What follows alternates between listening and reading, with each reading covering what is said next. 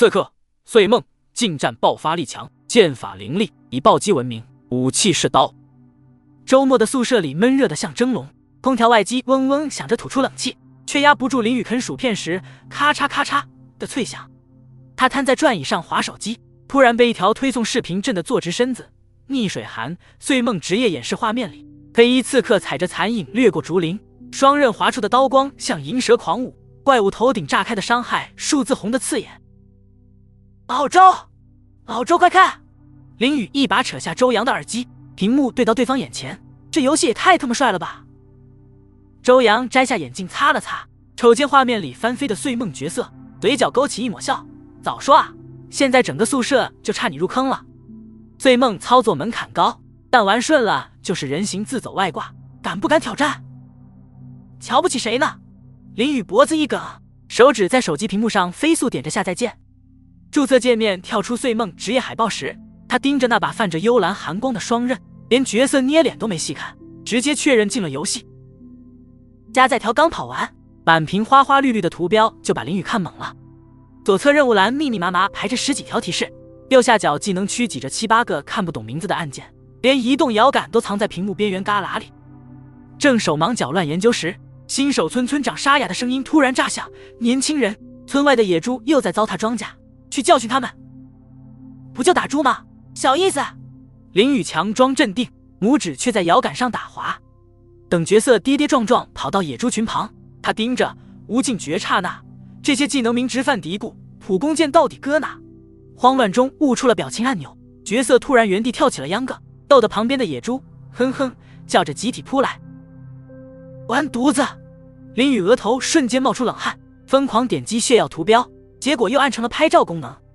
屏幕定格住搞笑一幕，他的岁梦角色举着双刀落荒而逃，身后跟着5只撅着屁股猛追的野猪，头顶还飘着刚结的亮照保存提示。这破游戏怎么这么难？林雨气得把手机砸进枕头里，可视频里岁梦凌空出鞘的画面又在脑海闪过。他咬咬牙捞回手机，屏幕映出他较劲的眼神，不就是几个笨猪？今天要是搞不定，我就不姓李。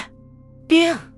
随着清脆的提示音，林雨终于把新手村最后一只野猪砍翻在地，看着屏幕弹出的恭喜完成新手任务字样，他长舒一口气，瘫在椅子上抹了把额头的汗，可算熬出头了。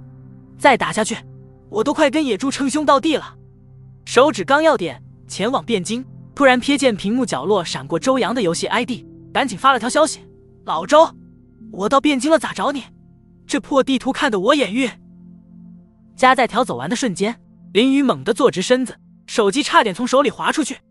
巍峨的城楼直插云霄，朱红廊柱上盘着栩栩如生的金龙，在阳光照射下鳞片都泛着金光。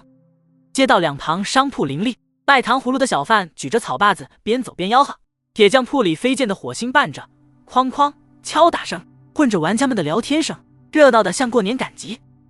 他操控角色转了2圈，忍不住对着空气嗅了嗅，好家伙，这画面做的我都感觉闻到糖炒栗子的香味了。主线任务让找什么汴梁一城？林雨眯着眼，手指在手机屏幕上疯狂划拉地图，把任务栏里的字都快盯出重影了。转得头晕眼花时，迎面撞上2个 NPC 商贩，卖绸缎的大娘颤巍巍拉住他的衣角：这位小哥可曾见过我家走丢的小狗？雪白雪白的，脖子上挂着银铃铛，找到必有重谢。还有这好事？林雨眼睛一亮，像条撒欢的小狗似的跟着任务指引跑。结果穿街过巷找了3条街，只在墙角发现半块啃剩的肉骨头，连狗毛都没见着。正垂头丧气准备放弃，头顶突然弹出个黄色感叹号，城墙方向传来吱呀吱呀的怪响，像老旧木门被风吹得直晃。爬上斑驳的城墙，林雨直接看傻了眼。20几架木质风车沿着城墙一字排开，叶片上画着奇怪的符文，有的慢悠悠转着，转出咕噜咕噜的声响，有的却纹丝不动，叶片上还结着蜘蛛网。旁边蹲着个穿灰袍的老头，胡子长得快拖到地上，嘴里念叨着风车转，福运来，转得齐，门自开，说着还朝林雨抛来个意味深长的眼神。这怕不是解谜任务？林雨摸着下巴凑近风车，刚伸手触碰，系统提示突然叮的弹出，发现隐藏任务汴梁风雨，破解风车谜题可获得奖励。他眼睛瞬间放光，立刻掏出手机打开备忘录，一边碎碎念着第一排第3个风车转3圈就停，第2排，一边在城墙上来回跑动，像只没头苍蝇似的记录着风车转动规律。试了3次都失败，林雨急得抓耳挠腮，手机屏幕都快戳出洞了。这时一个背着长剑的玩家路过，瞥见他手忙脚乱的样子，笑道：兄弟，你没发现风车符文和地上石板的图案能对上？我刚才也在这卡了半小时。对啊，我怎么没想到？林雨一拍脑门，后脑勺都拍得生疼，赶紧切换视角，果然每架风车底座都刻着不同形状的花纹，菱形、圆形、三角形和城墙地砖严丝合缝。他深吸一口气，手指悬在屏幕上半天才敢落下，按照符文图案重新调整风车转向。当最后一架风车咔嗒归位，整面城墙突然金光乍现，唢呐声、锣鼓声猛地炸开，一个写着榜玉 X50 的宝箱缓缓升起，同时头顶跳出金灿灿的称号风车解谜者，还自带刷地展开的特效。爽，这波血赚！林雨激动的差点把手机甩出去，椅子都跟着吱呀摇晃。看着背包里凭空多出的榜玉，又戳了戳头顶的新称号，笑得合不拢嘴。原来这游戏藏着这么多宝贝，看来以后得见墙角就钻，见老头就聊，指不定还能挖出啥宝贝。这么想着，他美滋滋的打开地图，准备继续寻找那个让他好找的汴梁一城，心里已经盘算着用榜玉买哪件时装了。攥着刚到手的50榜玉，林雨站在汴京街头来回踱步，纠结了10分钟也没舍得点开商城。他心里盘算着买套时装能帅2天，但主线任务还卡在找汴梁一城，万一卡等级了可就亏大了。正低头对着地图圈圈画画，突然被茶馆方向传来的吵嚷声勾走了魂。血合体能不能拉稳怪？灭了3次了还不长记性？扎着双马尾的素问妹子气得直跺脚，粉色丝带随着动作疯狂摇晃，头顶瑶瑶不是药罐子的 ID 都跟着发颤。他对面的血河壮汉足有2米高，金属铠甲上还挂着没擦净的粘液，此刻正挠着后脑勺，憋得满脸通红。这 boss 技能跟下雨似的，我真顾不过来啊！算我一个！林雨也不知道哪来的勇气，扒拉开围观人群就往里挤。我玩碎梦的，虽然是新手，但保证听话。话刚出口就后悔了，掌心瞬间沁出冷汗，毕竟他连副本界面长啥样都没见过，生怕被人一眼看穿是个菜鸡。素问妹子抱着双臂上下打量他，突然扑哧笑出声，行了，正缺个能打爆发的。我叫苏瑶，这傻大个叫赵轩。不过丑话说前头，灭团了谁都不许甩锅。赵轩咧嘴露出一口大白牙，猛地捶了下胸脯，震得铠甲哗啦作响。兄弟别怕，有我这杆长枪在，保证怪连你一脚都碰不到。进副本排队时，林雨的手指在准备键上方旋了3次才敢按下。阴森的海底场景加载出来的瞬间，他倒抽一口冷气，成群的鲨鱼怪瞪着血红眼珠扑来，锋利的牙齿在幽蓝光影下泛着冷光。下意识按下技能键，他的碎梦像离弦之箭冲进怪堆，刀刃还没碰到怪，仇恨列表就叮叮叮炸了满屏。快回来，你想死啊！苏瑶的尖叫震得林雨耳膜发疼。赵轩手忙脚乱地舞动长枪，枪音扫过之处激起阵阵水花，可林雨的角色已经被鲨鱼群咬得血条见底。完犊子完犊子！他疯狂点击回血药，慌乱中悟出了拍照键，屏幕定格在碎梦被撕咬的狼狈模样，紧接着就变成了灰屏。第一次团变后，3人组沉默了3秒，苏瑶突然发来一段语音，语气软了下来，碎梦是打爆发的，得等 boss 放完技能再上，别先手冲太猛。赵轩则直接甩来一串攻略截图，标注的密密麻麻，兄弟看好我的拉怪路线，跟着我屁股后面输出。第2次进本，林雨像只受惊的鹌鹑缩在赵轩身后，眼睛死死盯着 boss 动作条。当深海巨鳄张开血盆大口吐出黑色毒物时，他攥着手机的手都在发抖，直到看见苏瑶奶出的绿色治疗数值，才咬咬牙甩出荆轲线笔。刀刃划开鳞片的瞬间，鲜红的暴击数字8999跳上屏幕，震得他太阳穴突突直跳。漂亮！3人的欢呼声同时炸开。接下来的战斗，林雨逐渐找到了感觉。赵轩长枪横扫时，他就趁机突进；血线危险时，一个刹那瞬移到苏瑶伞下，当巨鳄轰然倒地，金光铺满整个屏幕，林雨激动地从椅子上弹起来，手机啪嗒砸在键盘上，溅起一片薯片碎屑。加好友，以后固定队。苏瑶的申请弹窗几乎秒发，赵轩则发来个举着大鸡腿的憨笑表情，兄弟可以啊，新手碎梦能打成这样，下次带你刷高级本。林雨盯着聊天框，嘴角止不住的上扬，原来这就是江湖里并肩作战的感觉。啥？学个技能要500？骄子？林雨的眼睛瞪得像铜铃，差点把手机屏幕贴到脸上。通关副本的兴奋劲儿瞬间被浇灭，他机械地滑动背包界面，237骄子的数字在屏幕上格外刺眼，连技能图标右下角的锁都仿佛在嘲笑他。这哪是学武功，简直是抢钱！他气呼呼地把手机往枕头一扔，又不甘心地抓回来反复查看。兄弟，别愁眉苦脸的。赵轩的消息突然弹出来，还附带了个拍肩膀的表情。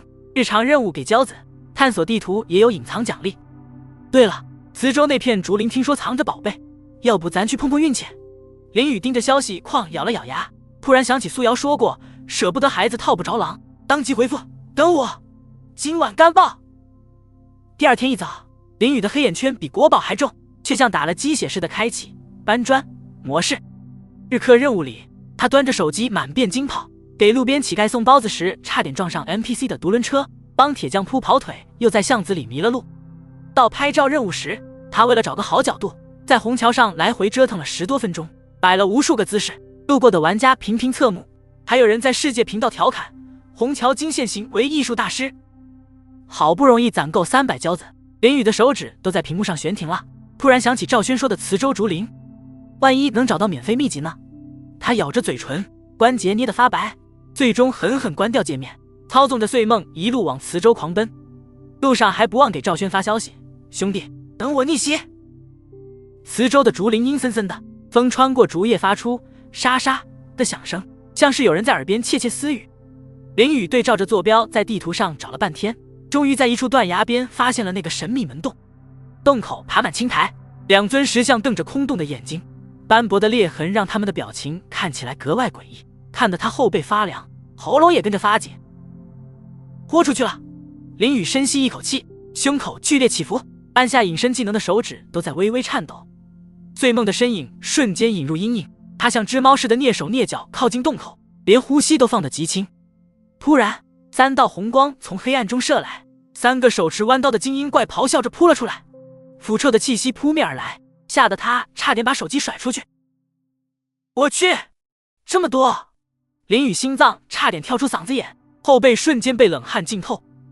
他强压下慌乱，利用地形绕着石柱转圈，瞅准时机甩出无尽诀，刀刃擦着怪物头皮掠过，带起一阵腥风。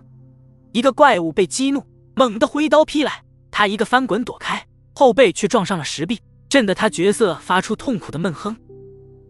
完了完了！千钧一发之际，他突然想起赵轩教的风筝战术，咬着牙再次开启隐身，贴着墙根一点点挪动，连游戏里的脚步声都听得一清二楚。趁怪物们失去目标四处乱转时，他突然暴起攻击，砰！第一个怪物倒下，爆出一地金币，也让他稍稍找回了点信心。就这样，林雨靠着隐身和灵活的走位，与怪物们周旋了20多分钟。每一次躲避攻击，他的心脏都跟着悬到嗓子眼，每一次成功反击，手心都被汗水浸得发滑。当最后一个怪物倒下时，他的角色已经残血，连按技能的手都在不受控制的发抖，屏幕上的血条红得刺目。叮！金光闪过，一个古朴的宝箱出现在地上，锁链哗啦炸开的音效让林雨浑身一激灵，他激动的差点把手机摔了，手指哆嗦着点开宝箱，一本泛着蓝光的秘籍静静躺在里面，正是他梦寐以求的刹那技能残液。成了！林雨猛地从椅子上跳起来，撞翻了旁边的可乐罐，各色的液体在桌上肆意流淌，他却浑然不觉。看着技能栏里新解锁的刹那，他笑得合不拢嘴，在房间里又蹦又跳。这波血赚，以后看谁还敢说我是菜鸟！迫不及待地给赵轩和苏瑶发消息，分享自己的喜悦。自从解锁了刹那技能，林雨在游戏里的底气足了不少，但骄子和榜玉依旧是他心心念念的宝贝。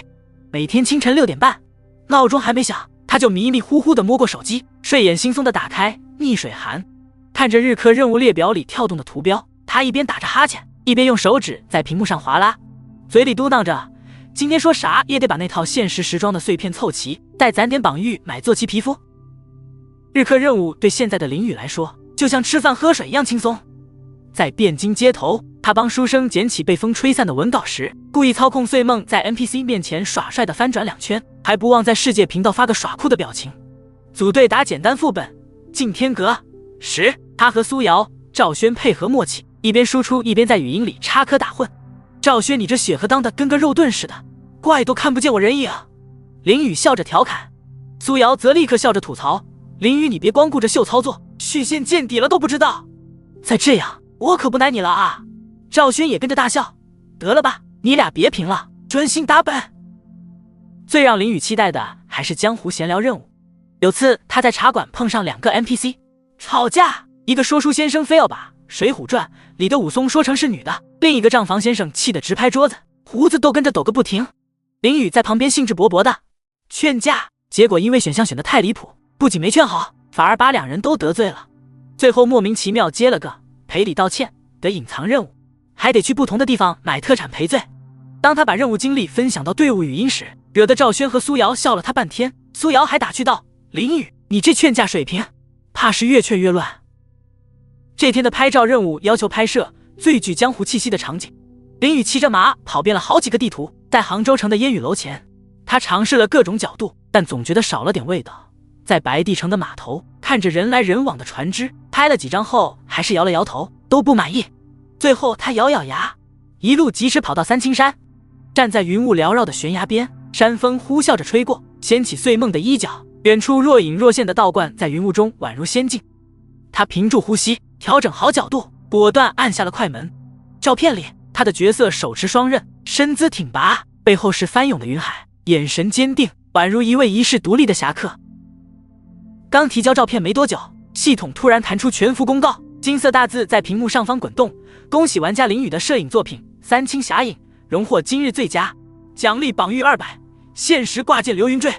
看到公告的瞬间，林雨差点从床上蹦起来，手机啪嗒掉在脸上，他却顾不上疼，兴奋的大喊：我去，真的假的？他手忙脚乱地捡起手机，立刻冲进宿舍群疯狂截图，快看，我上全服公告了，还不忘在队伍语音里分享这个好消息。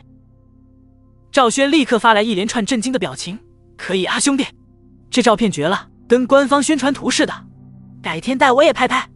苏瑶则发来语音，语气里满是羡慕，早知道我也去三清山拍照了，快给我传授点经验，你这也太厉害了。从那以后，林雨完成日常任务更起劲了，每天一睁眼就盯着日课任务栏，像盯着宝藏地图似的。他还专门建了个相册，把自己拍的风景照、战斗截图都存进去，给每张照片都仔细配上文字说明，逢人就炫耀，看见没，这都是我在江湖里的足迹。而那个流云坠挂件，他更是小心翼翼地装备在角色腰间，每次走在汴京街头都故意放慢脚步，逢人就问我这挂件帅不帅，这可是全服独一份的，要是有人夸一句，他能开心一整天，在游戏里操作都更带劲了。完犊子，世界频道都在刷50级副本攻略了，我才42级。林雨盯着聊天框里刷屏的消息，急得抓耳挠腮，手指不停刷新排行榜，看着前几名玩家的等级数字，心里像揣了只兔子似的慌乱。别人都快2转了，我不会要变成拖油瓶吧？正焦虑时，苏瑶的消息弹了出来，傻小子急什么？这游戏有等级封印，你就算通宵干也追不上开服大佬。还附上一个无奈的表情包。赵轩也跟着发来消息，就是跟着主线走，再把经验本清一清，等级自然就上来了。林雨半信半疑地点开游戏公告，果然看到醒目的等级封印说明，当前服务器等级上限52级，所有玩家等级无法超过该限制。原来还有这机制。他长舒一口气，瘫在椅子上，却又立刻坐直，既然大家都被封印，这不正是追赶的好机会？从那天起，林雨开启了追赶模式。清晨6点半，他雷打不动的起床，先把每日经验副本星斗归墟刷完。副本里，他操控碎梦在怪物堆里灵活穿梭，配合苏瑶的治疗和赵轩的拉怪，效率比之前快了1倍。林雨，你这新技能刹那用的越来越溜了。苏瑶在语音里称赞道。赵轩也跟着起哄，下次让这小子当队长，带我们飞。做完副本，林宇就扎进主线任务，在汴京保卫战。剧情里，他操控碎梦和 NPC 并肩作战，看着自己的角色在城墙上闪转腾挪，砍翻一波又一波敌人，等级条肉眼可见的增长。遇到卡关时，他就跑到世界频道请教，还真结识了几个热心的同等级玩家。其中一个叫夜雨听风的神像玩家，不仅分享了任务技巧，还邀请他加入江湖听雨楼帮派。我们帮氛围超棒，每天晚上有固定对待本，周末还组织帮派战。夜雨的话让林宇心动不已，点击申请按钮时，手指都有点微微发抖。刚进帮派频道，一连串欢迎消息就刷了屏。帮主醉江湖发来好友申请，听说你拍照超厉害，下次帮派活动缺个御用摄影师。林宇激动的打字都不利索，包在我身上，我还会打本，能抗能输出。群里立刻弹出几个点赞和大笑的表情。就这样，林宇白天跟着帮派队伍刷支线任务，晚上和苏瑶、赵轩挑战高难度经验本。有次在九幽秘境里，他们队伍差点灭团，关键时刻林宇用刹那技能切入敌阵，打断了 BOSS 的大招，才惊险通关。队友们在语音里欢呼的声音让他心里暖暖的。2周后的清晨，林宇像往常一样打开游戏，突然看到等级条叮的一声满格，他终于达到了52级封印等级。世界频道里，帮派成员纷纷发来祝贺消息，苏瑶和赵轩更是直接组队，要带他去庆祝。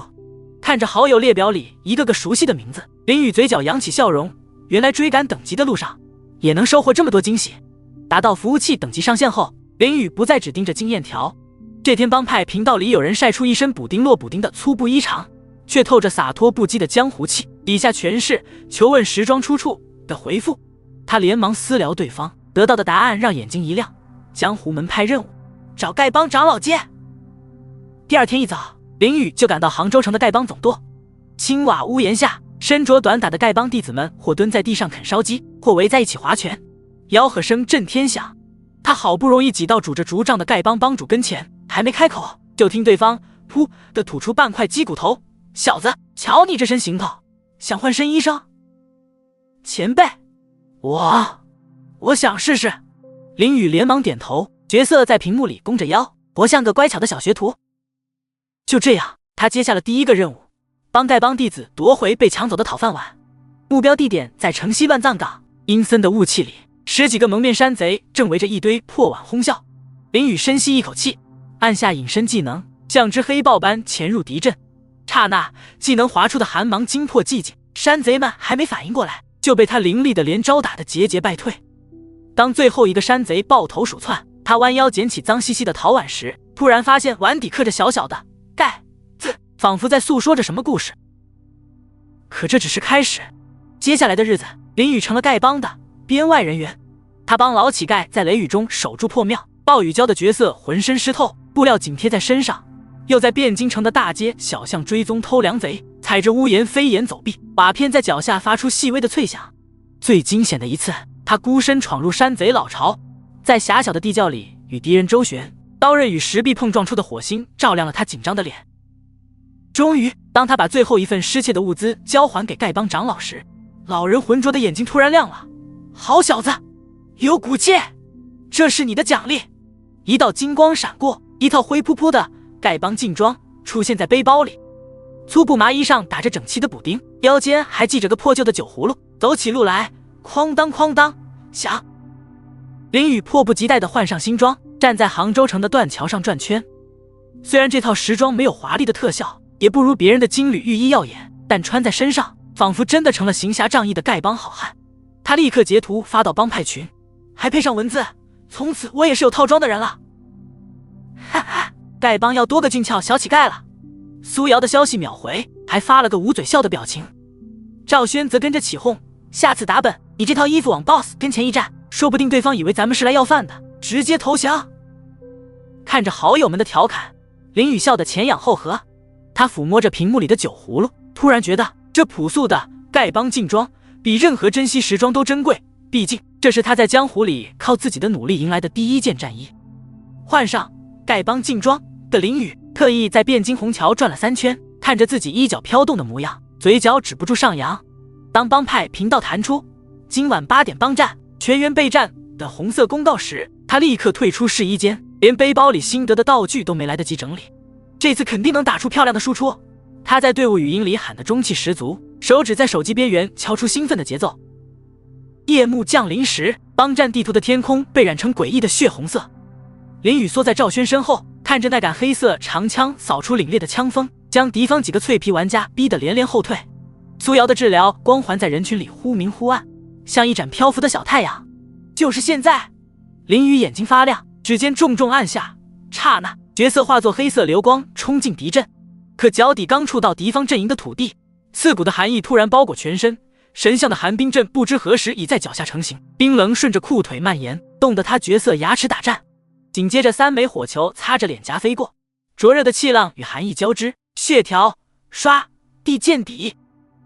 林宇，你疯了！赵轩的怒吼震得林宇耳膜生疼，语音里还夹杂着键盘敲击的噼里啪啦声。等我嘲讽拉住人再上。林宇脸涨得通红，慌忙点击复活，心里念叨着这次一定小心。可复活点离战场太近，刚起身就撞上敌方碎梦的突袭，寒光一闪，屏幕再次变成灰白。第3次倒下时，他死死咬住嘴唇，指甲在掌心掐出月牙印，屏幕上输出占比 7% 的红字刺的眼睛生疼。帮战结束的钟声响起，江湖听雨楼的大旗颓然倒地，帮派频道安静的能听见呼吸声，偶尔有人发来省略号。林宇盯着自己灰败的角色界面，手机在掌心越攥越烫。都是我太菜了。他的声音像是从喉咙里挤出来的，带着浓重的鼻音。别往心里去。苏瑶的语音带着沙沙的电流声，背景音里似乎还有翻书的响动。碎梦技能衔接比绣花还难，我学苏文的治疗循环都练了半个月呢。赵轩的头像疯狂闪动，明天中午12点，老地方木庄区，我拿血河当靶子陪你练。但林宇知道，光靠好友的鼓励不够。他在帮派列表里翻了7遍，终于找到暗夜流光的名字，对话框里的文字删了又写。大佬，今天帮战我打得特别烂，能不能指点一下连招？实在不好意思打扰您。发送键按下的瞬间，他整个人绷成了弓，连呼吸都屏住了。没想到消息秒回，现在来驻地木庄区。林宇差点从椅子上栽下去，拖鞋都跑掉一只。帮派驻地的训练场里，暗夜流光的碎梦站在月光下，黑衣无风自动。只见他手腕轻抖，无尽闪的残影还未消散，无尽诀已如毒蛇出动。最后荆轲现笔划破空气的锐响中，木桩轰然炸裂，木屑纷飞间，伤害数值99999，鲜红夺目。看好了，暗夜流光的语音冷静的像块冰。神香的控制技能抬手有 0.5 秒延迟，用刹那的无敌帧躲掉，接百裂千击近身。他边说边演示，技能特效在训练场织成绚丽的网。最后扔过来一串数据，这是我整理的各职业应对表。木庄区有 AI 模拟对战，先刷够500场。接下来的7天，林宇过上了黑白颠倒的日子。白天课上，他在笔记本上画满技能连招草图，被老师点名时还举着手机说再查资料。深夜宿舍断电后，他缩在被窝里，手机屏幕的微光照亮专注的眉眼。有次练到凌晨3点，手指抽筋的差点拿不住手机，可看到木桩伤害首次突破10万，他猛地坐起来，撞的床架吱呀响，把全宿舍都吵醒了。从最初手忙脚乱按错技能，到后来肌肉记忆般流畅出招，从被木桩虐杀到能无伤完成连招。当林宇看着屏幕上不断刷新的伤害记录，窗外的朝阳正好爬上窗台，他活动着发酸的手腕，眼神里燃起新的斗志。下一场帮战，他要让所有人记住林宇这个名字。键盘敲击声在深夜的宿舍里格外清晰，林宇的眼睛死死盯着手机屏幕，手指机械地重复着无尽闪刹那荆轲现笔的连招。当训练场木桩的血量条在这套行云流水的技能下瞬间清空，跳出128965的暴击数值时，他紧绷的肩膀才终于松弛下来，如释重负地瘫倒在椅子上。走，出去放松放松。他抓起手机，在队伍语音里兴奋地提议，听说雁门关那边不仅封警诀，还有人在论坛爆料可能藏着隐藏任务，算我一个。正好我的素问新学了群聊技能，手痒得很。苏瑶清脆的声音里带着跃跃欲试，赵轩的大笑声紧随其后，哈哈，有我这血河在，看谁敢动你们分毫。等会儿我我先去把仓库里的顶级红药全带上。三人说走就走，游戏角色骑着嘶鸣的骏马，扬起一路烟尘，向着雁门关疾驰而去。寒风如刀，刮得雁门关的旌旗猎猎作响。林雨裹紧身上补丁落补丁的丐帮劲装，眯起眼睛在风沙中艰难前行。城墙下的荒草足有人高，在风中疯狂摇曳，时不时还传来若有若无的狼嚎，让人心头直发毛。你们快看！苏瑶突然一声惊呼，他的素问角色已经快步跑到一块布满青苔的石碑前，粉色裙摆沾满了泥土，这上面刻的根本不是大宋文字，像是某种古老的符文。林雨和赵轩立刻驱马靠近，石碑表面坑坑洼洼，歪歪扭扭的符文在风沙侵蚀下几乎辨认不清。林雨附身仔细查看，突然注意到石碑底部有个月牙形凹槽，和自己背包里那枚闲置许久、造型奇特的青铜要是完美契合，该不会……他心跳陡然加快，手指微微颤抖着将虚拟钥匙嵌入凹槽。刹那间，地动山摇，轰隆巨响中，不远处的山体如被巨斧劈开，露出深不见底的漆黑洞口，刺骨寒气裹挟着腐叶扑面而来。隐藏秘境！三人异口同声的惊呼。赵轩兴奋地挥舞长枪，枪音在风中猎猎作响。兄弟们，冲啊！说不定能摸到绝世神兵。苏瑶则谨慎地开启护盾，粉色光照在他周身亮起。大家务必小心，这地方透着股说不出的诡异。踏入秘境的瞬间，刺骨寒意顺着脊椎爬上后颈，通道内弥漫着淡蓝色的毒雾，能见度不足3米，地面还不时渗出墨绿色的粘液。没走出多远，一道深不见底的沟壑横亘眼前，沟底传来令人牙酸的骨裂声。沟壑上漂浮着的石板泛着诡异的幽光，还在以不规则的轨迹上下浮动。这怎么过去？赵轩的血和角色在原地团团转，金属铠甲碰撞声都透着慌乱。让我试试。林雨深吸一口气，眼神锐利如鹰。他果断开启刹那技能，黑衣如夜，身形化作残影在石板间腾挪。每当石板即将没入雾气，他总能凭借精准的预判，踩着残影轻盈落地。可就在距离对岸仅剩2步时，一块石板突然发出刺耳的碎裂声，急速下沉。千钧一发之际，林雨甩出无尽闪，刀刃擦着石板边缘划出火星，借着突进的力道堪堪抓住对岸凸起的岩石，狼狈地翻了上去，后背早已被冷汗浸透。呼！他大口喘着粗气，虚拟的手指还在微微发抖。顾不上休息，他立刻回头大声喊道：注意！第3块和第7块石板下沉速度加倍。在他的指挥下，苏瑶和赵轩有惊无险地抵达对岸。然而真正的考验才刚刚开始，前方墙壁上密密麻麻的箭孔里寒光闪烁，只要有人踏入攻击范围，便会万箭齐发。林雨趴在地上，目不转睛地观察箭矢发射规律。终于，他发现每隔5秒，箭雨会出现一个极其短暂的间隙。跟紧我！快！他大喊一声，开启百裂千击，在箭雨的缝隙中高速穿梭，箭矢擦着衣角飞过，带起的劲风几乎将他的头发削断。咻咻的破空声在耳畔炸响。越往深处，机关越发致命，有时是需要按照星图顺序踩踏的地砖，一旦踏错便会触发地刺；有时是布满倒钩的旋转石柱，在狭窄的通道里疯狂横扫。有一次，苏瑶躲避不及，眼看就要被石柱击中，林雨眼疾手快，甩出荆轲线笔，借着突进的力量将他猛地拽到身后，自己的肩膀却被擦出一道血痕。当最后一个机关在轰鸣声中停止运转，巨大的石门缓缓升起，耀眼金光倾泻而出的瞬间，三人都激动得说不出话。石门后，古朴的宝箱静静躺在镶嵌着宝石的祭坛上。林雨的心脏几乎要跳出嗓子眼，他小心翼翼地靠近，双手颤抖着打开宝箱。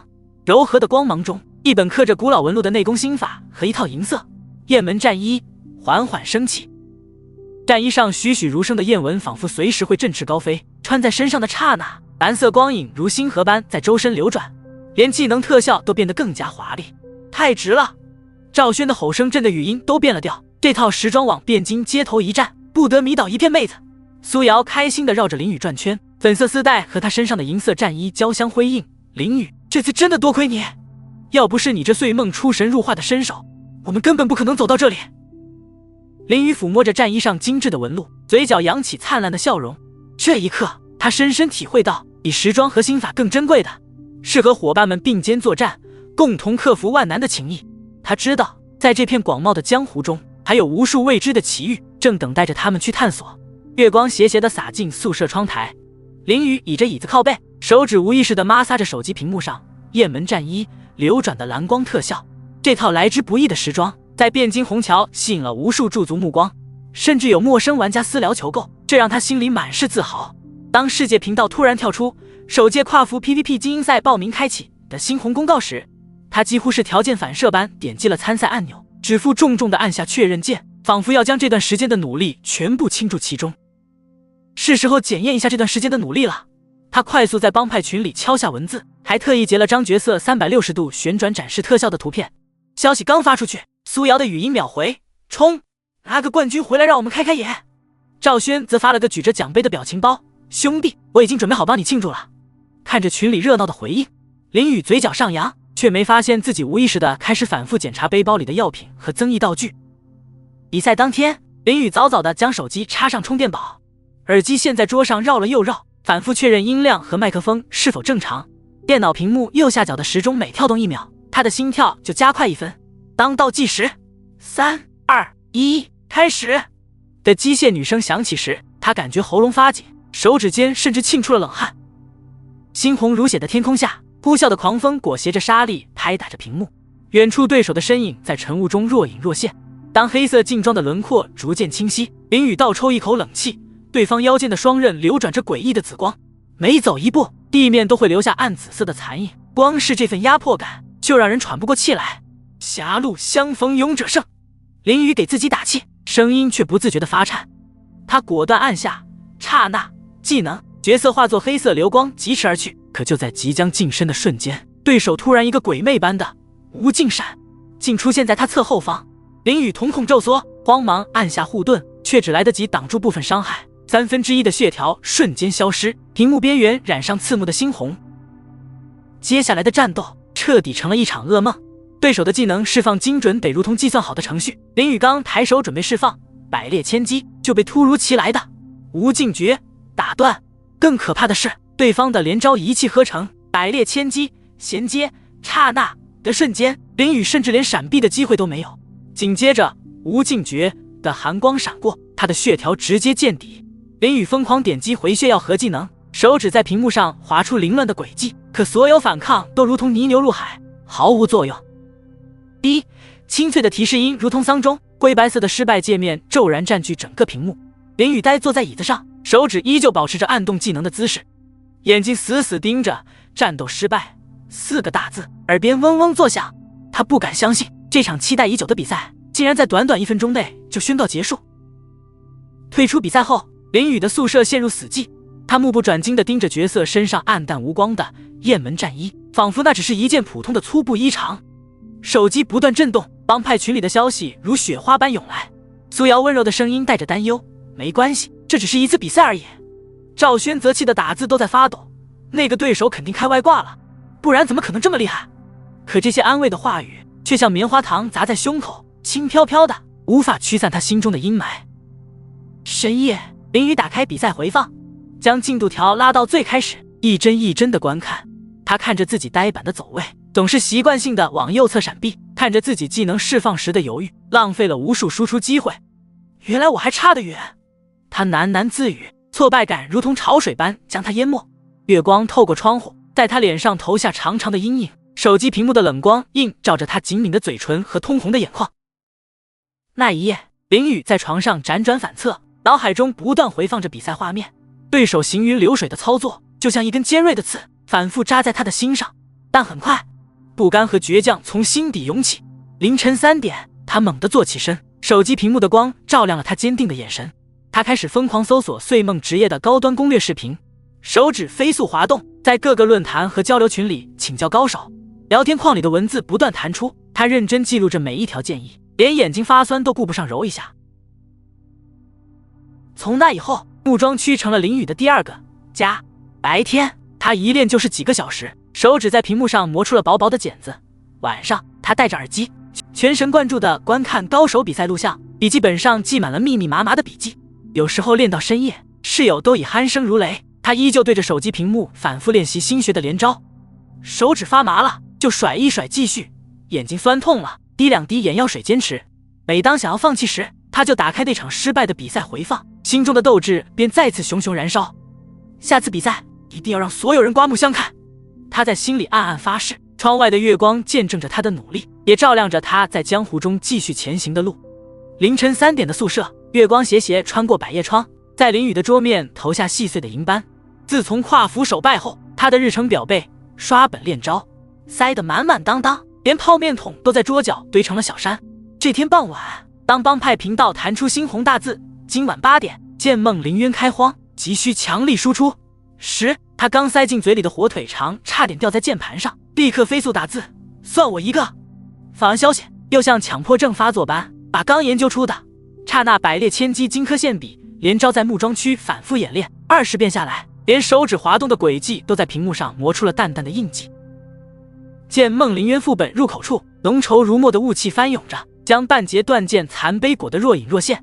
林宇的喉结不自觉地滚动了一下，握紧手中泛着冷光的匕首，金属握柄上的纹路硌得掌心生疼。身旁20名帮派成员站成整齐的队列，帮主醉江湖的声音从耳机里传来，带着电流特有的沙哑。这副本每层都有隐藏机关，第3关 BOSS 的全屏技能必须用控制打断，大家务必听指挥。话音未落，林宇已深吸一口气，指尖在屏幕边缘微微发颤，按下刹那技能的瞬间，角色化作黑色残影没入雾中。腐臭的血腥味扑面而来的刹那，3道寒光破空而至，林宇瞳孔骤缩，凭借千百次练习形成的肌肉记忆，侧身甩出无尽闪，堪堪擦着魔化剑客的巨斧掠过，刀刃划过对方脖颈的瞬间，温热的血液溅在角色面罩上。他顾不上查看，猛地后跳拉开距离，险之又险地躲开那足以将人劈成2半的蓄力斩。急火左侧，他大喊着，语音里还带着没喘匀的粗气。身旁谢和玩家的长枪如蛟龙出海，横扫起一片碎石，将怪物锯成乱哄哄的一团。林宇抓住时机，身形如鬼魅般穿梭其中，技能特效在空中织成绚丽的网。怪物头顶接连跳出的鲜红暴击数字，看得人热血沸腾。第2关的 BOSS 幽冥剑主现身时，整个空间突然响起令人牙酸的金属摩擦声，漆黑如夜的剑气从地面裂缝中喷涌而出，将众人的视野染成诡异的墨色。剑主抬手的瞬间，林宇几乎是条件反射的开启闪避，数十道黑色剑芒擦着衣角飞过，在身后的石壁上留下狰狞的灼痕。他一边在剑芒缝隙间腾挪，一边死死盯着 BOSS 头顶的技能读条。当那行红色文字走到 80% 时，他猛地甩出，刹那角色如离弦之箭直取 BOSS 后心，叮！清脆的金属碰撞声中 ，BOSS 的大招被成功打断。可林宇还来不及松口气，就被 BOSS 反手一挥的剑气扫中，血条瞬间见底。林宇撑住！苏瑶焦急的呼喊从耳机炸开，治疗的绿光及时笼罩在他身上。接下来的2个小时，团队经历了6次团灭，每次失败后，林宇都默默打开战斗回放，在笔记本上记下走位失误的时间点，铅笔尖都被他攥得发烫。当凌晨2点的钟声响起，苏瑶在语音里带着哭腔：“再试最后一次吧。”赵轩的键盘敲击声突然停了，要是还过不了，我直播吃键盘。第7次挑战，整个团队都陷入了一种近乎窒息的沉默。林宇的手心全是冷汗，却异常冷静。当 BOSS 护盾亮起时，他精准甩出无尽诀，刀刃与护盾碰撞出的火星照亮了他紧绷的脸。血和玩家的嘲讽恰到好处，素问的治疗链如同永不干涸的溪流。终于在 BOSS 发出最后一声怒吼轰然倒地的瞬间，耀眼的金光刺得人睁不开眼。恭喜获得玄铁陨星刃！系统提示音响起的刹那，林宇的手机差点划出掌心。背包里那把通体漆黑的匕首静静躺着，刃身刻满的神秘符文泛着幽幽紫光，仿佛有星辰在其中流转。攻击时有概率触发陨星坠落，造成范围真实伤害。他逐字念出装备介绍，声音不受控制的发颤：“我出极品武器了！”这声呐喊惊飞了窗外的夜宵，也彻底点燃了帮派群的气氛。赵轩的语音几乎是吼出来的：“兄弟，这武器配上你的操作，简直是天作之合！”帮主醉江湖的私聊紧随其后，下周跨服战，你就是咱们帮派的王牌。林宇盯着屏幕，窗外的月光不知何时变得温柔起来，指尖轻轻摩擦着虚拟的武器。他突然意识到，这把玄铁陨星刃不仅仅是一件装备，它是无数个日夜的汗水，是团队成员的信任，更是他在这个江湖里向着巅峰攀登的新起点。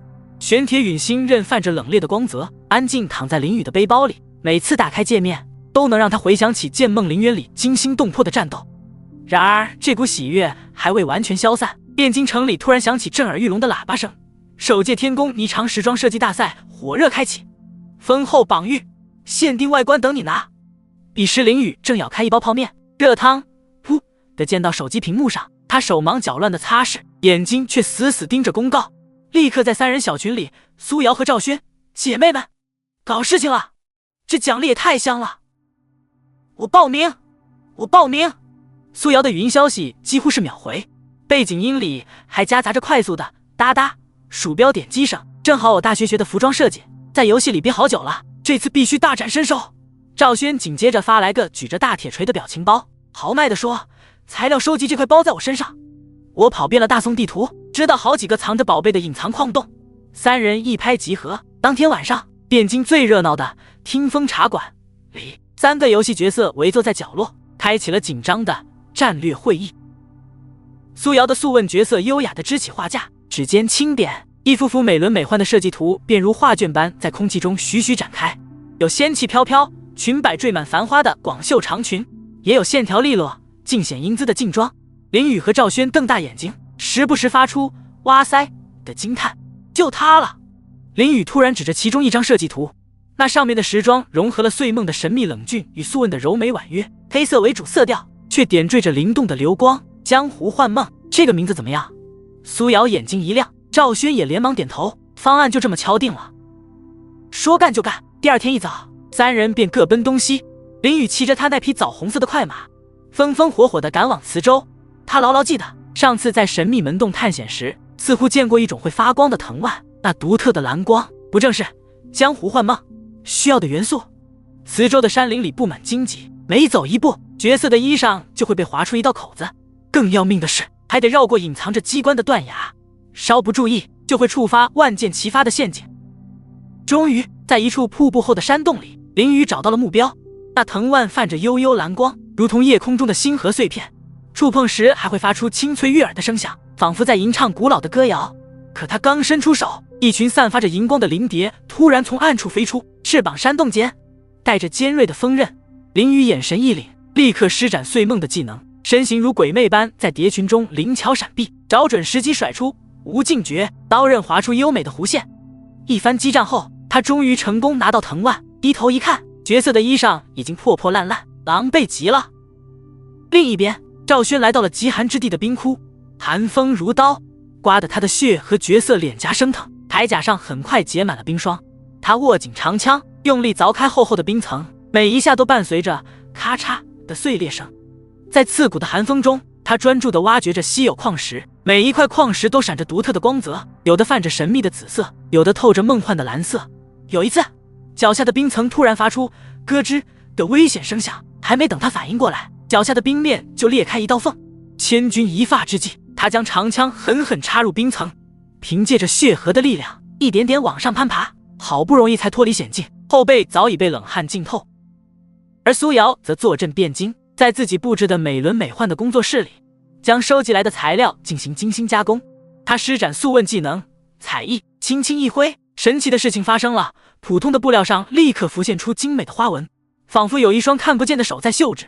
又用清风明月技能将柔和的光芒注入宝石之中，原本暗淡的宝石瞬间散发出梦幻般的色彩，璀璨夺目。当三人带着材料重新聚首时，汴京的天空已经飘起了细雨，苏瑶的设计图在雨中泛着微光，仿佛被赋予了生命。林雨带来的藤蔓还在轻轻摇曳，蓝光与雨丝交织。赵轩的矿石上结着细碎的冰碴，在雨中闪烁着神秘的光芒。开始吧！苏瑶一声令下，三人立刻默契配合起来。林雨凭借碎梦的敏捷，手持裁剪刀，下刀如飞，布料在他手中很快有了雏形。赵轩则发挥血河的力量，小心翼翼地镶嵌矿石，确保每一颗宝石都严丝合缝。苏瑶专注地进行最后的修饰，时而轻点几下，时而微微皱眉调整，像是在雕琢一件稀世珍宝。比赛当天，汴京广场人山人海，热闹非凡。随着主持人的一声高呼，一件件精美的时装依次展示。当江湖幻梦出现在众人眼前时，全场突然安静了下来。黑色的绸缎如夜幕般神秘深邃，泛着蓝光的藤蔓缠绕其上，仿佛夜空中闪烁的星河落入人间。镶嵌的宝石随着角色的每一个动作变换色彩，红的似火，蓝的如冰，走起路来还会留下如梦似幻的残影，宛如梦境。太绝了，这设计简直神了，这特效也太华丽了，我愿称之为全场最佳。赞叹声此起彼伏，甚至有人开始讨论起能不能高价购买这套时装的设计图。最终，江湖幻梦凭借独特的风格和精美的细节，一举拿下亚军。当系统提示获得榜玉5000限定版时装云间鹤影时，林雨激动地直接抱住身边的赵轩，差点把他撞倒。三人在雨中又笑又跳，语音里充满了欢呼，仿佛整个江湖都在为他们喝彩。汴京悦来客栈的庆功宴散场后，林雨的手指无意识地摩挲着背包里的限定版时装云间鹤影，丝绸质感的虚拟布料在屏幕光线下泛着柔和的光泽。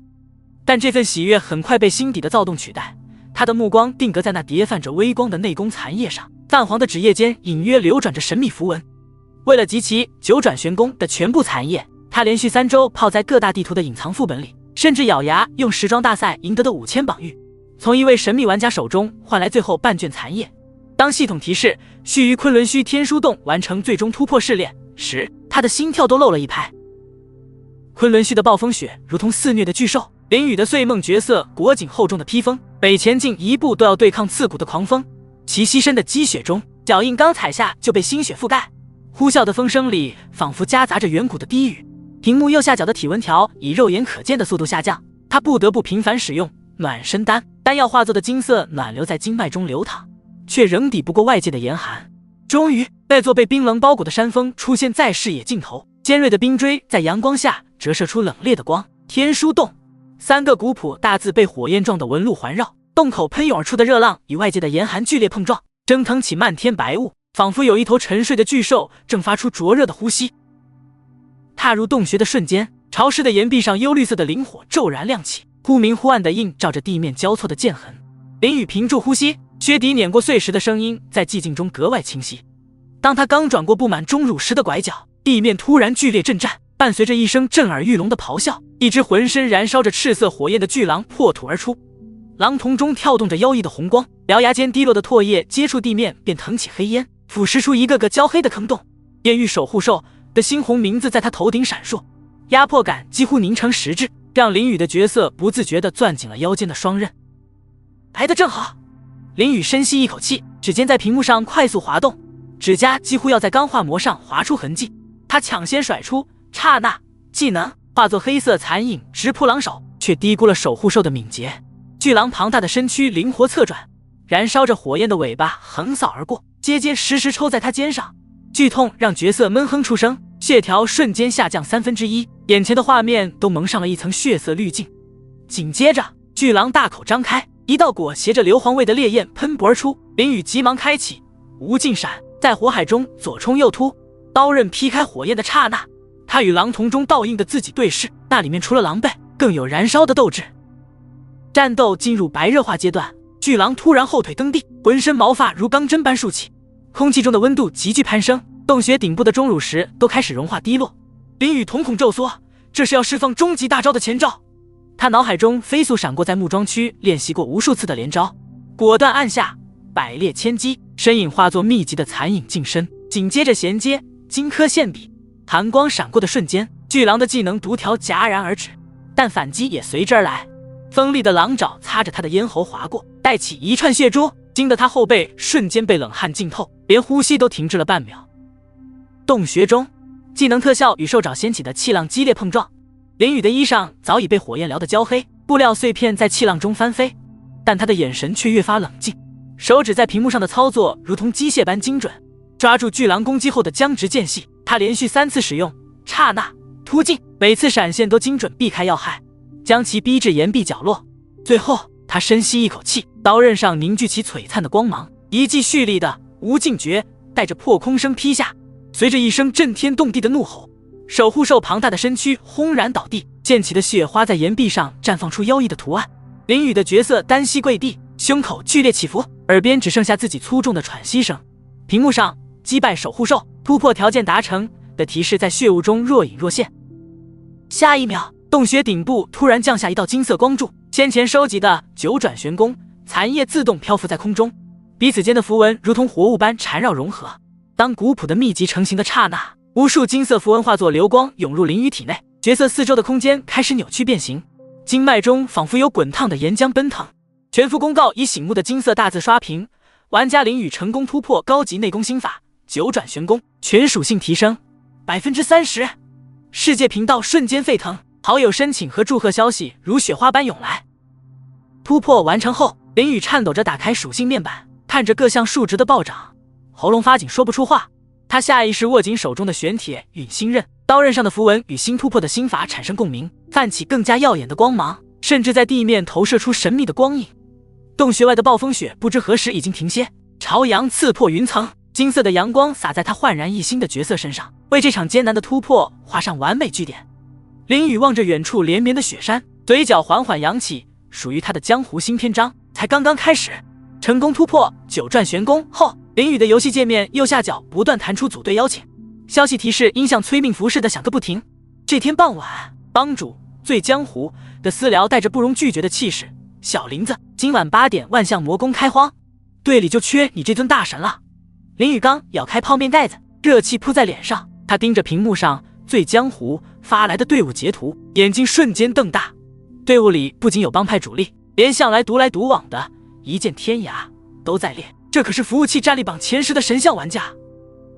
踏入万象魔宫的瞬间，林雨的角色不自觉地打了个寒战。潮湿的地面泛着诡异的幽绿荧光，每走一步都能听到咕叽咕叽的声响。墙壁上蠕动的藤蔓像无数条活蛇，时不时还滴落几滴黑色粘液。铁臂阿雄的雪河角色扛着长枪走在最前面，金属铠甲碰撞声在寂静的通道里格外刺耳。他瓮声瓮气地说：按照老规矩，我拉怪，林雨和天涯负责爆发，2个速问拿好就行。可当第2关 BOSS 毒株女皇从天花板倒挂着现身时，猩红的复眼扫过众人，8只覆满绒毛的长腿摩擦出令人牙酸的声响。铁臂阿雄立刻冲上前，长枪横扫，喊着看我的。然而毒株女皇突然吐出一道蛛丝，精准缠住了试图绕后的一剑天涯。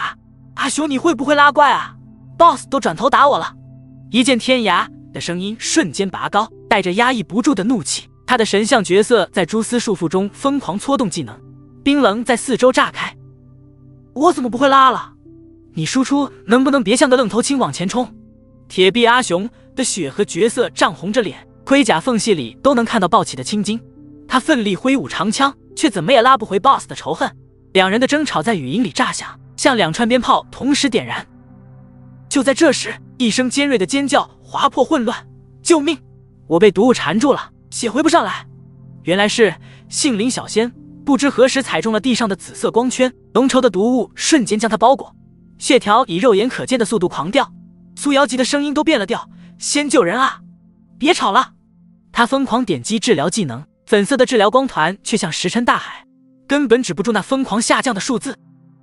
林雨看着杏林小仙的角色化作白光消散，团灭倒计时开始跳动，额头上的冷汗顺着脸颊滑进衣领。他猛地一拍桌子，震得手机都跳了起来：都别吵了，这样下去谁都过不了本。语音里的争吵声戛然而止，只有沉重的呼吸声此起彼伏。林雨深吸一口气，手指在屏幕上快速滑动，标记 BOSS 位置。阿雄哥，你的血和防御高，拉怪的时候把 BOSS 面朝墙角，用铁臂技能减伤，别让他转身。天涯哥，你是神像，等 BOSS 毒条放毒物，用冰封千里打断，控制链一定要接上。他顿了顿，又补充道：苏瑶解主奶主 T， 杏林妹子看顾输出，我们卡好 BOSS 技能 CD 打循环。一边说，一边在队伍频道把战术要点标得密密麻麻，连技能释放顺序都用不同颜色标注。那你呢？一剑天涯的声音冷冰冰的，带着明显的质疑。林雨操控角色原地转了个圈，双刃寒光一闪：我负责找机会打爆发，只要 BOSS 一僵直，我就用刹那突击，一套带走。再试一次，这次保准过。第2次挑战，空气仿佛都凝固了。铁臂阿雄的长枪舞得密不透风，每一次格挡都伴随着金属碰撞的火花，硬是将 BOSS 死死钉在墙角。一剑天涯站在远处，眼神专注地盯着 BOSS 头顶的技能条。当紫色毒条走到一半时，他的冰封千里准时出手，冰墙拔地而起，将毒株女皇冻成了冰雕。就是现在！林雨大喊一声，身影化作黑色流光冲了上去。刹那百裂千击，荆轲现笔，一套连招行云流水，刀刃每次切入都带起大片血花。苏瑶和杏林小仙的治疗之光在队伍里来回穿梭，紧张的连吞咽口水的声音都能听见。终于在 BOSS 还剩最后一丝血时，林雨的无尽诀画出致命弧线，伴随着一声震天动地的嘶吼，毒蛛女皇庞大的身躯轰然倒地，溅起的毒血在地面腐蚀出大片焦黑。通关了，我们通关了！语音里瞬间炸开锅，有人激动的大喊，有人喘着粗气大笑。林雨瘫在椅子上，这才发现手心全是汗，手机屏幕都被攥得发烫。打开通关奖励界面，一个闪着金光的魔宫秘钥静静躺在那里，边缘流转的符文仿佛在诉说着它的珍贵。林雨，这次多亏你了。醉江湖的声音带着由衷的欣慰。铁臂阿雄嘿嘿笑着，是啊，刚才是我太冲动了，兄弟别往心里去。一剑天涯虽然没说话，但好友申请弹窗突然弹出，复言只有简短的2个字：求带。林雨看着屏幕，嘴角慢慢上扬，窗外的月光正好洒在他脸上。这大概就是江湖吧，有剑拔弩张的矛盾，也有肝胆相照的团结，更有一起拼尽全力的热血。通关万象魔宫后的那几天，林雨走路都带风，连背包里闪着金光的魔宫秘钥都好像在跟着他晃悠。游戏里角色的步伐轻快，现实中的他嘴角也总挂着笑，连刷日常任务时都哼着跑调的歌。这天午后，他骑着那匹枣红色的快马在杭州城里瞎转悠，阳光透过游戏里的树叶洒在角色身上，他一边和路边卖糖画的 NPC 打趣，一边漫无目的的闲逛。拐进城西一片破破烂烂的巷子时，巷子里弥漫着潮湿的霉味，墙皮大片脱落，露出斑驳的砖石。就在他准备调转马头离开时，眼前突然炸开一道金光，弹出个金色的提示框：您触发了奇遇任务幽冥迷影。我去，这么幸运！林雨猛地坐直身子，差点从虚拟马背上摔下来，手机在手里滑了一下。他手忙脚乱点开任务描述，上面只有短短几个字：寻荒废古宅，解尘封之谜，连个具体位置都没有。他挠着脑袋，眼睛盯着游戏地图，手指在屏幕上疯狂缩放，像在找一根针似的，找了好一会儿。终于在杭州城郊的迷雾森林边缘发现了个灰扑扑的小图标：无名古宅。快到古宅时，原本晴朗的天空突然变得阴沉沉的，乌云压得很低，仿佛伸手就能摸到。一阵阴风嗖的一下卷着枯叶刮过来，直接把林雨角色的披风掀了起来，露出里面泛着寒光的双刃。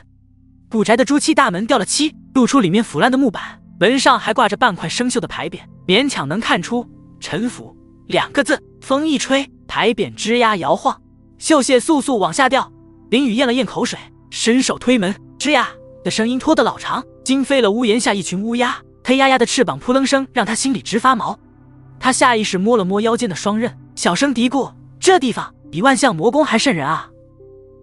走进院子，地上长满了半人高的杂草，草叶上还挂着水珠，像是谁的眼泪。时不时能看到破碎的瓷器散落在草丛里，还有个断了头的石狮子，空洞的眼眶直勾勾地望着天空。林雨深吸一口气，开启碎梦的闻香识情侦察技能，眼睛里立刻泛起一层淡淡的蓝光。他弯着腰，像只猫似的小心翼翼挪动脚步，每走一步都要仔细查看四周。突然他蹲下身，扒开墙角的青苔，下面隐隐有个黑色的箭头，像是有人用木炭画的，边缘都有些模糊了。顺着箭头走到后院，一扇虚掩着的地窖门出现在眼前，那门半开半合，露出里面黑漆漆的一片，像是巨兽张开的嘴巴。林雨蹲下来，刚伸出手准备推开，门却砰地自己打开了，一股霉味混合着腐臭扑面而来，熏得他绝色直皱眉。地窖里黑的伸手不见五指，他在背包里翻找了好一会儿，摸出火把点燃，火苗噼啪作响，照亮了脚下湿漉漉的台阶，台阶上还有些奇怪的脚印，看着不像是人的。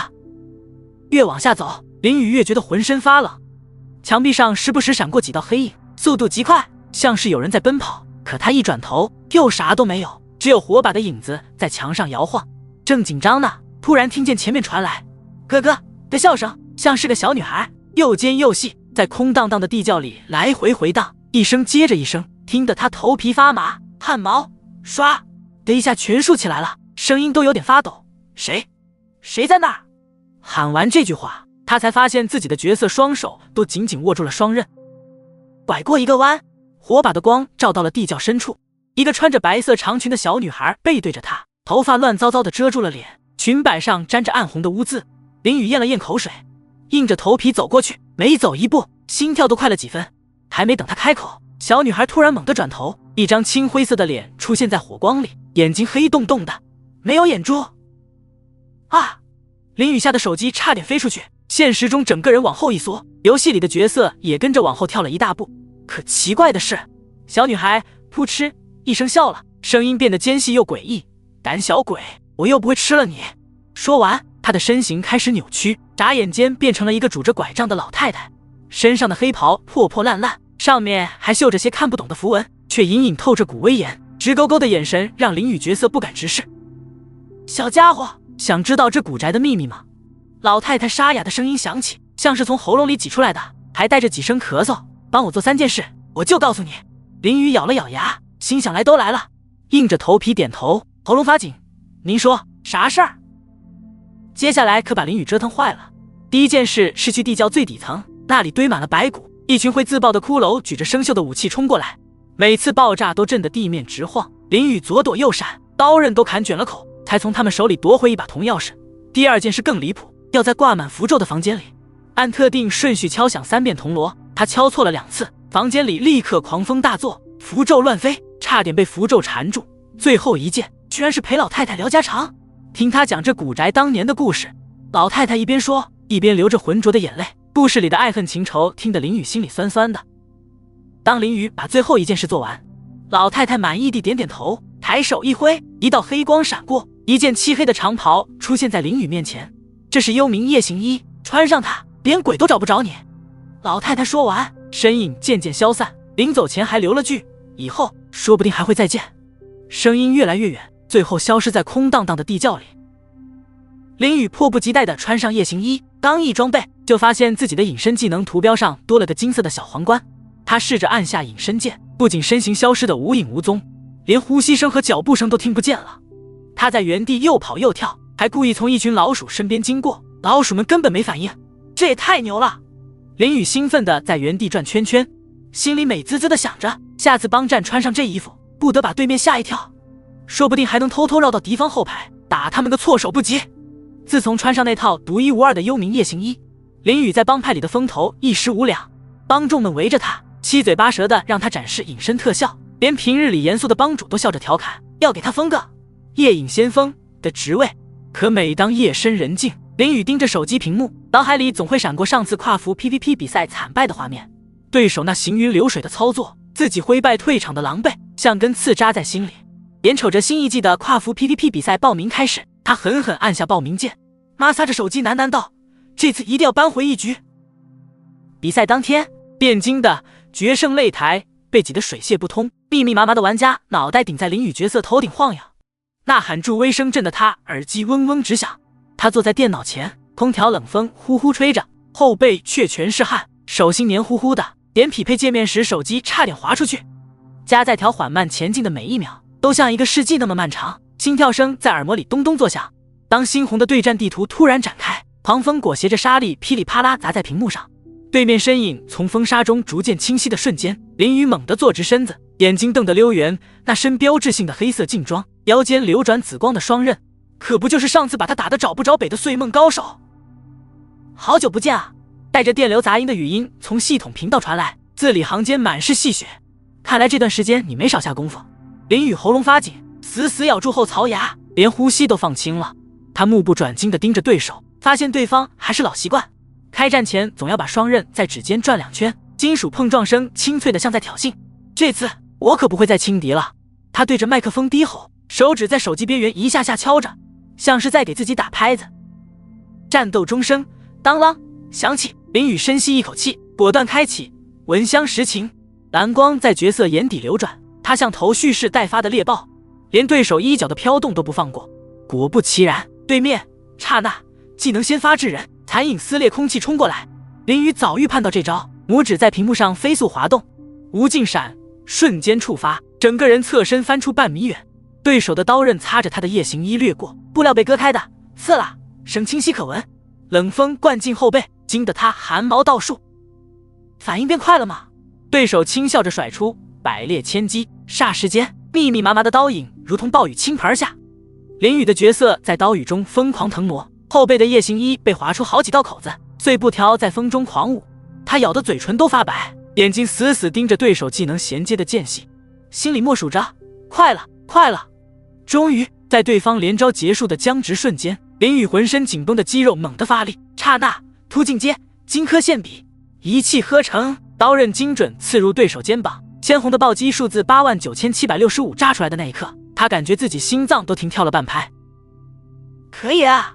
对手语气里的惊讶藏都藏不住，这一下彻底认真起来。战场瞬间陷入白热化，技能特效此起彼伏，绚丽的光网中，林宇的夜行衣成了制胜法宝。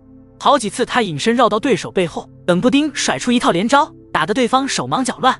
可对手毕竟是老牌高手，一个翻滚躲开致命一击，反手就是一套反击，刀刃擦着林宇鼻尖划过，惊得他出了一身冷汗。还没完呢！林宇红着眼睛大喊，开启新学的幽冥断影。刹那间，3道残影从3个方向同时攻向对手，刀光剑影闪烁，对手脸色骤变，慌忙开启防御护盾，可还是被其中一道残影结结实实命中，血条唰，地下降了一大截。眼瞅着胜利在望，林宇却丝毫不敢放松，他太清楚对手的实力了。果不其然，对方突然大喝一声，周身泛起黑色光芒，如同地狱恶鬼降临。不好，是暗影回溯！林宇头皮发麻，这招正是上次让他惨败的罪魁祸首。黑色光芒中的攻击快得肉眼难辨，林宇的血条像沙漏般疯狂下降，他咬得牙龈发疼，额头汗珠大颗大颗砸在手机屏幕上。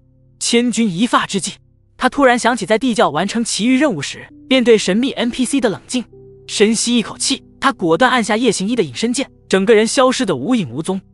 对手愣在原地，警惕地四处张望，刀刃在空气中胡乱挥舞。就在这一瞬间，林宇从对方身后显形，用尽最后一丝力气，将毕生所学的连招一股脑倾泻而出。林宇的角色在黑色光芒中狼狈翻滚，血条已经见底，连呼吸声都在耳机里变得粗重又急促。看着对手周身散发的诡异黑光，他的心跳快得像是要从嗓子眼蹦出来，指甲深深掐进掌心，在现实里的皮肤上都留下月牙形的红痕。不行，再这么硬扛下去，肯定得输。此刻他的额头布满细密的汗珠，顺着眉骨滑进眼睛，折得生疼，可他连擦汗的功夫都没有。他一边疯狂走位躲避攻击，一边眼睛死死盯着对手的动作，视网膜上几乎要映出对方技能的残影。突然他发现了一个规律，每次对手使用完暗影回溯的强力连招后，收招时左肩总会不自觉地微微下沉，露出半秒不到的破绽。有了！林宇的眼睛瞬间亮得像着了火，身体猛地前倾，差点撞翻桌上的水杯，声音不自觉地拔高。这家伙防守在严时也有漏勺的时候，连坐在隔壁的室友都被他这一嗓子吓了一跳。怎么撑不住了？对手的嘲讽顺着语音传来，刀刃划破空气的声音格外刺耳，还夹杂着轻蔑的笑声。早说过你还差得远呢。林宇咬着牙不说话，后槽牙咬得咯咯作响，心里却已经盘算开了新计划。他故意放慢移动速度，让角色脚步踉跄，像是随时都会倒下，连手里的双刃都握得松松垮垮。在现实中，他的手指却在屏幕边缘紧张地敲击，计算着最佳时机。果然，对手见状立刻发起猛攻，百裂千击的刀影铺天盖地压过来，技能特效把整个屏幕都染成了银白色。林宇在最后关头一个无尽闪躲开，却没有反击，而是绕着擂台边缘疯狂转圈。角色的长袍被气流掀起，露出里面同样狼狈的内衬。跑什么？有种正面打！对手被他的举动激怒，在后面紧追不舍，脚步声震的地面都在颤抖，连擂台周围的 NPC 都吓得四散奔逃。林宇一边跑一边偷偷观察对手的位置，眼睛余光时刻留意着小地图，瞅准时机，他突然一个急刹车，转身甩出，刹那技能刀刃直指对手面门，对手下意识举刀格挡。就在这一瞬间，林宇却猛地变招，利用碎梦特有的灵活性，身形一闪，从侧面绕到对手身后。现实中的他也跟着身体倾斜，仿佛自己真的在擂台上腾挪。这！林宇大喊一声，荆轲现笔的寒光精准刺向对手左肩那个熟悉的破绽，刀刃如肉的闷响传来，对手的血条瞬间掉了一大截，发出一声闷哼。你怎么？这声音里的惊讶和不甘让林宇心里涌起一股畅快，他终于等到了这一刻，就等着你这一下呢。林宇擦了擦额头上的汗，那汗渍在手机屏幕上晕开一片水痕，嘴角勾起一抹得意的笑。接下来他彻底改变打法，不再和对手硬碰硬，像只灵活的黑豹一样在擂台上东窜西跳，时而利用幽冥夜行衣的隐身效果消失在对手视野，时而突然现身打出一套连招，一会儿佯攻正面，虚晃一招就跑，一会儿隐身绕后，冷不丁来个偷袭。每次对手想要反击，他就立刻开启无尽闪，拉开距离，气得对手在语音里直跺脚，骂骂咧咧的声音都变了调，别躲，给我站住！可林宇根本不接招，一边操控角色灵活走位，一边嘿嘿笑着，有本事你追上来啊！现实中的他也忍不住笑出声，笑声里带着劫后余生的畅快和胜利在望的喜悦。就这样，在一次次拉扯和突袭中，对手的血条越来越少，而林宇虽然也受了不少伤，但凭借着灵活的走位，始终把血量控制在安全线以上。随着林宇最后一套连招精准命中，对手的角色摇晃了几下，终于轰然倒地。整个擂台先是一片寂静，紧接着爆发出震耳欲聋的欢呼声，聊天框里全是666和惊叹表情。林宇瘫坐在椅子上，这才发现自己的后背已经被汗水湿透，衣服紧紧贴在背上，手机屏幕上全是手印，但他的脸上却挂着灿烂的笑容，因为他知道，这一次他不仅战胜了对手，更战胜了曾经那个只会莽冲的自己。在这个江湖里，他终于找到了属于自己的战斗之道。对手轰然倒地的前一刻，脖颈青筋暴起如扭曲的蚯蚓，突然爆发出震耳欲聋的怒吼，周身黑光如同沸腾的沥青翻涌。想赢我？做梦！原本倾斜的战局瞬间逆转，他操控的碎梦角色双眼猩红，发梢无风自动，挥着泛着紫光的双刃，像一头发狂的野兽般朝林宇扑来。林宇的血条在这狂风骤雨般的攻击下，如同被戳破的气球疯狂下降，转眼就只剩指甲盖大小的一层红。游戏界面边缘泛起刺目的血红色警报。还没完呢！对手的声音里带着癫狂，混着粗重的喘息从耳机炸响。刚才让你占了便宜，现在该还债了。林宇咬得后槽牙发疼，嘴唇都快被咬出血。现实中手心里的汗不断渗出，手机在掌心打滑，差点脱手。他的角色在擂台上狼狈后退，后背重重撞上斑驳的石柱，碎石噼里啪啦往下掉，扬起阵阵烟尘。千钧一发之际，林宇眼角余光瞥见擂台边缘那处微微下陷的地砖，那是3天前帮李兄弟特意提醒过的机关陷阱，触发后会喷出麻痹毒气。他的眼睛瞬间亮得像燃起2簇火苗，毫不犹豫地操控角色朝那边狂奔，边跑边故意扯开嗓子大喊：来啊，追不上了吧，孬种！这话果然戳中对方痛处，对手被激怒的失去理智，根本没注意脚下的异样，咆哮着紧追不舍。轰！机关被触发的瞬间，地面剧烈震颤，绿色毒气如潮水般弥漫开来，对手的角色动作变得迟缓僵硬，脸上浮现出痛苦的神色。林宇趁机甩出无尽诀，刀刃划破毒气，划出一道森然寒光，再次削减对方血量。可对方毕竟是老牌高手，很快挣脱麻痹状态，嘴角勾起一抹狞笑，小把戏，看招！话音未落，又是一套连贯的连招砸过来，刀影重重叠叠，几乎封死了所有退路。林宇额头青筋暴起，眼睛一眨不眨地盯着对手的技能条，视网膜上仿佛都映出了技能冷却倒计时。当看到暗影回溯进入冷却时，他喉结剧烈滚动，心中警铃大作，机会来了！他一边用，刹那技能在刀影中灵活闪避，身形忽左忽右，像一只敏捷的黑猫，一边紧盯着对手的破绽。突然，他猛地冲向对手，却在即将近身时急刹，利用百裂千击制造出漫天残影，成功迷惑了对方。对手果然上当，挥刀狠狠砍向最大的那道残影，露出了腰腹间巨大的破绽。就是现在！林宇几乎是声嘶力竭地吼出来，现实中整个人腾地从椅子上站起，带翻了旁边的水杯。他的手指在手机屏幕上飞速滑动，迅速按下荆轲献笔，角色化作一道黑色流光，刀刃裹挟着凌厉的气势，直直刺向对手心脏位置。不可能！对手的声音充满不可置信，带着浓浓的颤音。他的角色缓缓倒下，化作一道白光消散在擂台上，整个擂台陷入短暂的寂静，连呼吸声都仿佛被抽走。紧接着，山呼海啸般的欢呼声、呐喊声如潮水般涌来，聊天框里全是666和惊叹的表情。林宇双腿发软，一屁股跌坐回椅子上，这才发现后背的衣服早已被汗水浸透，紧紧贴在身上，连呼吸都还带着剧烈颤抖。我做到了，我真的做到了！林宇喃喃自语，眼眶泛红，脸上是劫后余生的狂喜，还有终于得偿所愿的释然。他终于成功复仇，证明了自己的实力。这一刻，所有日夜练习的疲惫、失败时的不甘，都在欢呼声中烟消云散。他在这个江湖中真正留下了属于自己的传奇。当对手化作白光消散在擂台之上，林雨的角色还维持着收刀的姿势，微微颤抖的指尖暴露了他此刻内心的不平静。汴京擂台四周的欢呼声如汹涌浪潮，震得他耳机嗡嗡作响。世界频道疯狂刷新的与神牛皮这反杀绝了的惊叹弹幕在他眼前模糊成一片虚影。现实中的他手心早已被汗水浸透，握着手机的手指发麻，连松开按键都有些僵硬。还没等他从反杀的震撼中缓过神，清脆的系统提示音又在耳畔响起，恭喜进入下一轮。接下来的赛程，林雨仿佛化身成了一台不知疲倦的战斗机器。对阵血河玩家时，他操控着碎梦角色如黑色鬼魅，在对方笨重的长枪攻势间灵活穿梭，专挑招式衔接的空隙下手。每当刀刃精准切入对手防御薄弱处，爆出亮眼的暴击数字，他都能想象到对方在屏幕那头懊恼的模样。遇上速问玩家，他更是毫不留情，趁着对方还在慌乱走位，一套行云流水的连招瞬间倾泻而出，直接将对手打懵在原地。然而，随着比赛的深入，对手的实力愈发强劲。在8进4的对决中，他遭遇了另一位碎梦高手，对方的操作风格凌厉凶狠，技能释放的时机拿捏的近乎完美，好几次林雨都被逼入绝境，血条一度见底。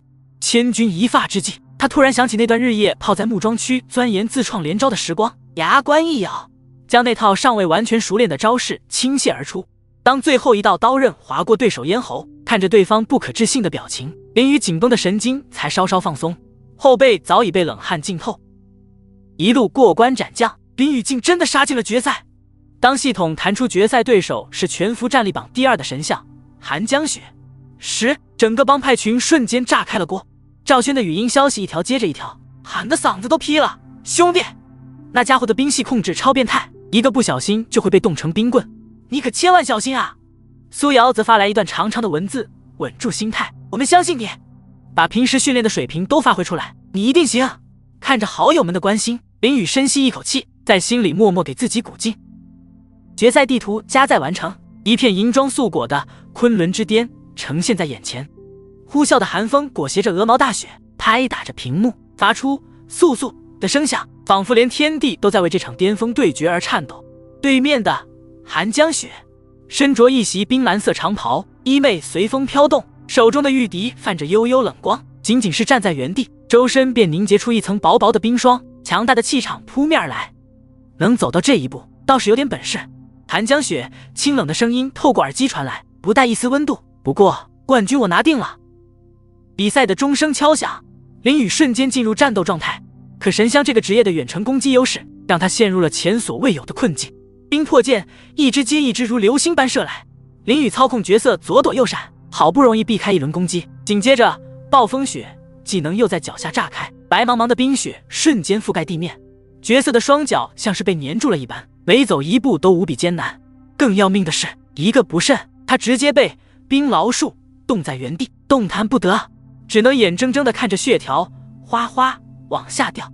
现实中的他急得额头直冒汗，手指在屏幕上快速滑动，试图寻找破解之法。游戏里的角色在冰面上狼狈地滑来滑去，好几次都差点摔了个跟头。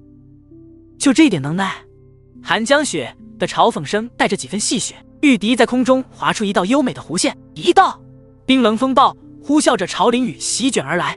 林雨咬着后槽牙，在心里不停地给自己打气，冷静，一定有机会。